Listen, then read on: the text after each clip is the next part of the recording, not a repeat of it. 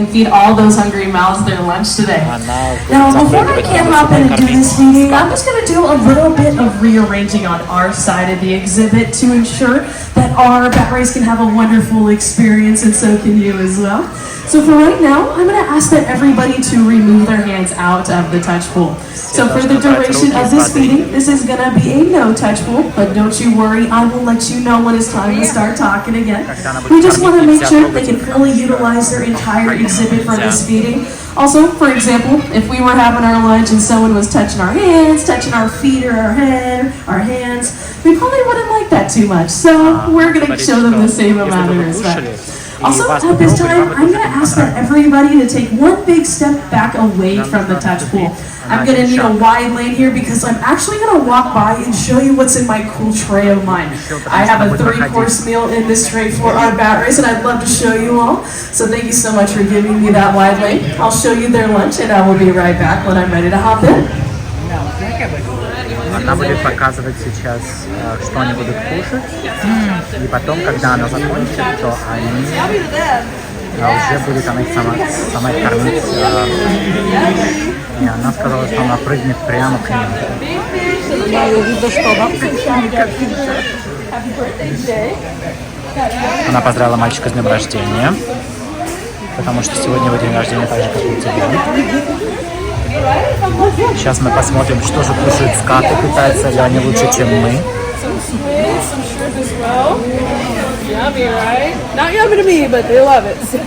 Some chopped up bait fish, some chopped up squid, some chopped up shrimp.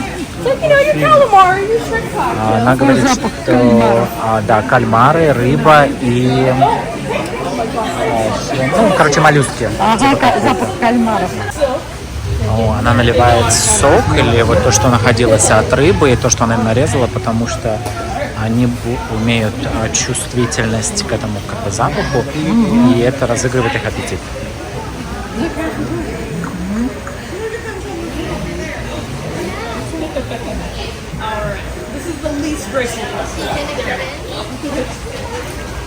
Вот молодец. Well, hello again if you've been sticking around, or hello if you're just joining us, and welcome to the Bat Ray Touch Pool. Again, my name is Haley. I'm just ready to hop inside here to feed them their lunch. Now, before I do hop in, is anybody scared for me? I'm about to hop into a pool full of rays. Oh, thank you. I have one concerned fellow. Thank you so much. Everyone else, I appreciate your support. But just kidding. Even if there was a hint of doubt, there is no need to fear. All gorgeous bat rays here, they are a very gentle, a very docile species. Out in the wild too as well. They do have a spine or a barb at the base of their tail, but once they're hanging out here in the touch pool, we do shave it off every 6 months. So they don't have them here, but even if they did, they use it strictly for defense purposes. For example, if they get spooked, they get scared, if they get stepped on. But I'm going to take all the necessary precautions to ensure that our bat rays feel nice and safe with me entering their home. Now, what I'm first going to be doing is that I'm going to dig my feet into the sand. And then what I'm going to do next is a cool little dance move called the Stingray Shuffle. Right? I know, you're going to whip that out in a party, you'll be number one, I promise. So instead of picking up my feet and walking, I'm sliding my feet under the sand, giving them the right of way. That just ensures that I'm not stepping on anyone, and that also lets the bat rays know where I am in the touch pool at all times. Now I do have a traffic cone here because we have our lovely thornback making her way. Right. I know, I need to get over there. Yes, I will get to you, thank you. I think my record is like 5 minutes trying to get over there. Hopefully a little shorter today. Oh, thank you, Thornback, for making that easy for me. All right.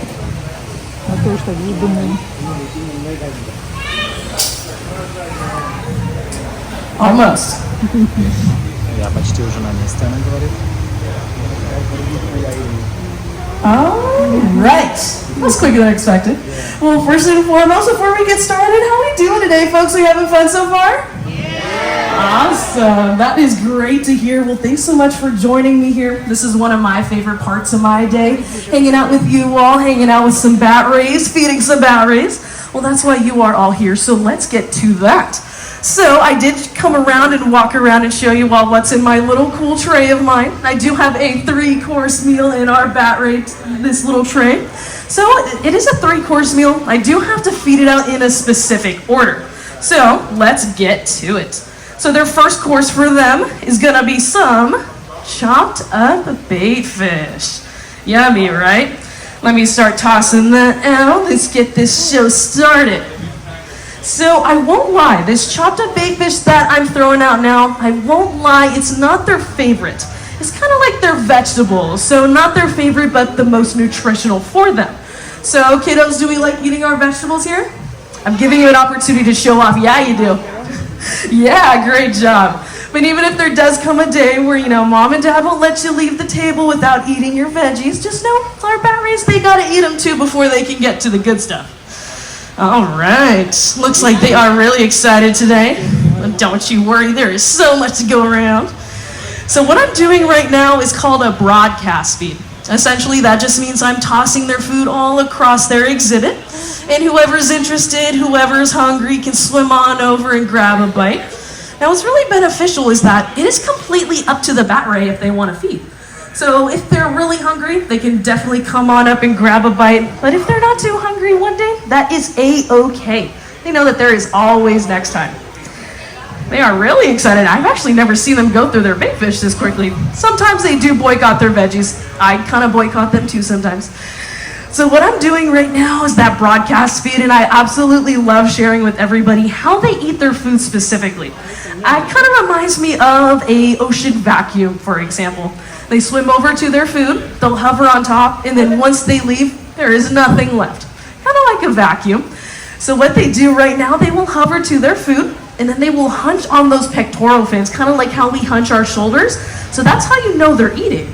And then what they do, they slurp up their entire food whole. Now, instead of having sharp teeth like us or like sharks, for example, instead they have these 2 plate-like teeth. They're almost like crushers, like grinders. So they'll slurp up their entire food, they'll crush it up, grind it up, and then they'll spit it all out. And then they'll slurp it up again, crush and grind again, and then they will spit it all out again. And then we'll do this process over and over again until their food is to their liking, and then they'll go ahead and eat it all. So that's why throughout this process we do call them messy eaters, because you do see there might be little bits and pieces around the exhibit. Kind of went through this messy process, but that is the perfect snack for their roommates. So you might notice that our bat rays are not alone in this pad. They do share this awesome pad with a few roommates. Just like, for example, we do have some round rays just to my right, your left. A lot smaller, circular in size. I like to call them ocean pancakes myself. Cute little ocean flapjacks that they are. We also do have our thornback ray. Kind of has that circular head, really long tail. I lost sight of him. Does anybody see the thornback ray? Oh, we got him right here. Perfect. There we are. So we got a thornback ray. We also do have a professional of disguise. We do have one starry flounder. Likes to bury himself in the sand to blend in. Oh, I'm seeing some points. Is it over there? Perfect. So he likes to go incognito. He loves to come when I start throwing out squid. So let's see if he'll make a celebrity appearance.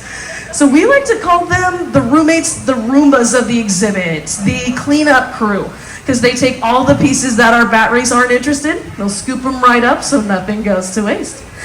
Then speaking of nothing go to waste, they have done a wonderful job with their vegetables today. So it is time to start to their main course. So their main course, kind of for example like us, like your burger, your bowl of pasta. But for them, their main course is calamari. Anyone? Yummy. I heard some, ooh, yes, we have some calamari. We have some California market squid. So they like it much better than the bait fish. So you'll see it will go quicker than the bait fish. There we go. We'll get that all over here. Now, one of the most common questions I receive during these feedings is, how do bat rays get their name bat rays? And there are a couple different reasons why they earn their name. There we go with our thornback ray. Now we're just missing our starry flounder to join in the party. Now, one reason why they got their name bat rays is that when scientists found them, hello, you're eating, yes, good job. One reason, the scientists saw their big head and their big snout and reminded them of bats that fly through the air. And then also another big reason you might be also noticing is that when our bat rays swim, they are such graceful swimmers.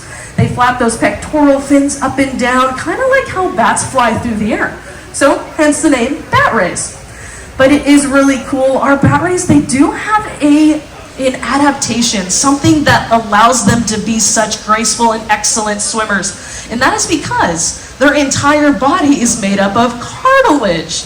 For example, if you were to wiggle your nose or wiggle your ear, I'm not going to do that because I'm all messy, but what you're feeling there is cartilage, and that is really flexible but still really strong too. So their entire body is made up of this cartilage, and that's why they are such graceful and excellent swimmers. But what's really fun, bat rays, they do have a cousin that you are all familiar with that also has a cartilaginous body instead of bones. Does anybody know what friend I'm thinking of? What their cousin might be?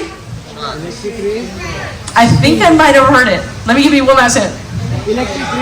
Yeah, rays, yes, totally rays, and yes, sharks. Whoever said sharks, you got it. But definitely electric rays too.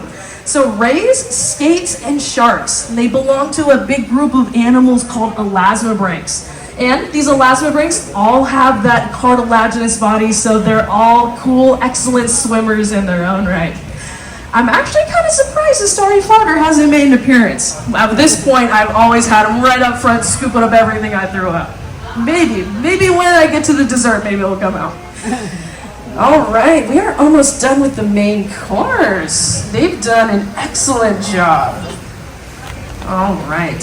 Now, another common question I do receive is, how do you tell the difference between a male and a female bat ray? Well, there are a couple ways that you can tell the difference. So on the underside of bat rays, on the bottom side, the males have these two finger-like projections. Oh, we got some movement. I see some points over there. There you go. Awesome. Yeah, so the males, they will have these two finger-like projections called claspers. So males, they will have these claspers, and the females do not. I know that it's a little difficult to see the underside of our bat rays since you can only see the top here, but there is another way to tell the difference, and that is just the sheer size of the bat rays.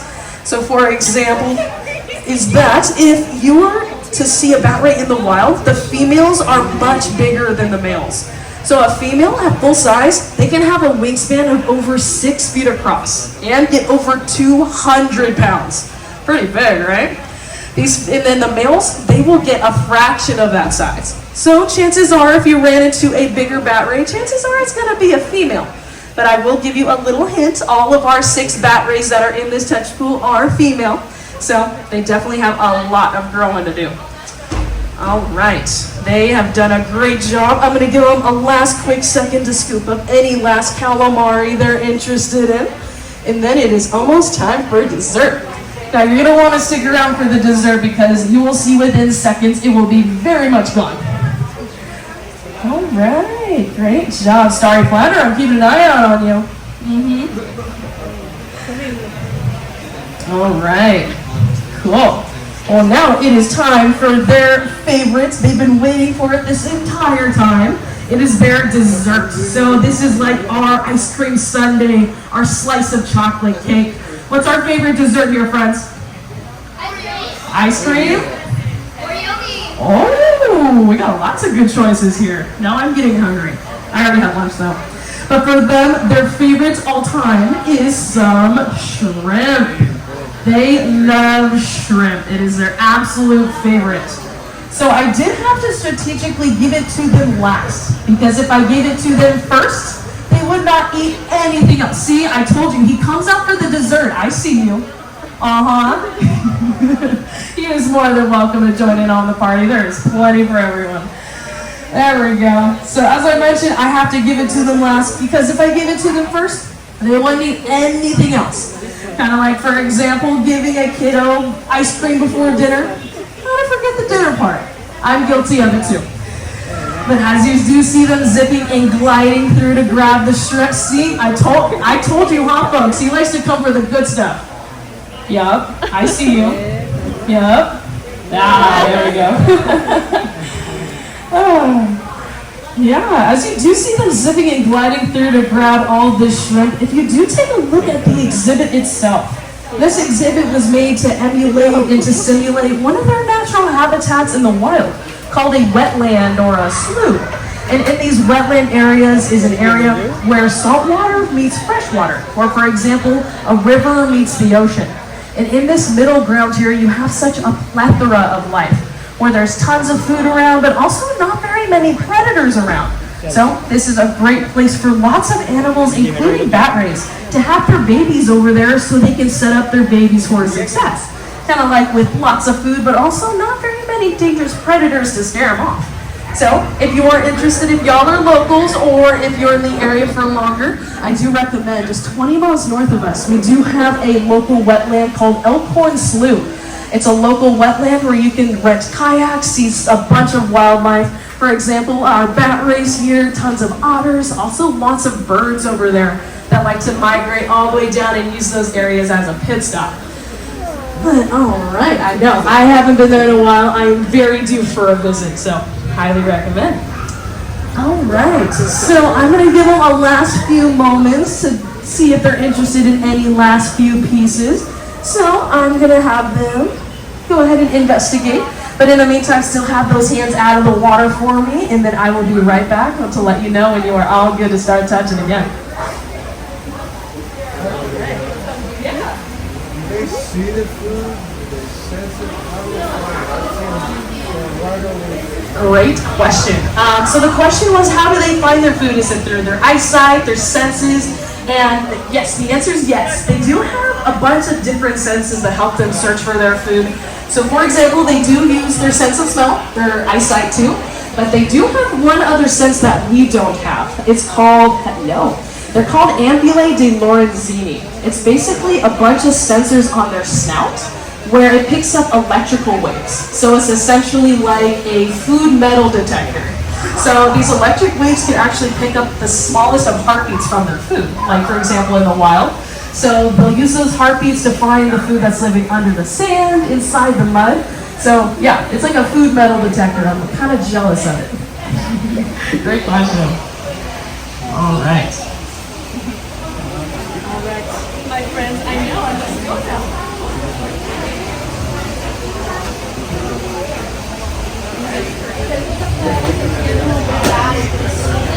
See, so let me get out.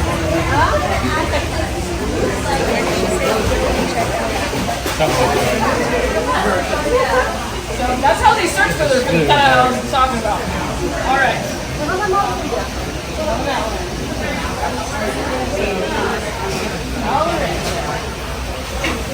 Question.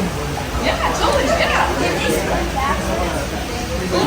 Sometimes they do a little backstroke, but usually once after a couple strokes, they'll kind of flip themselves over.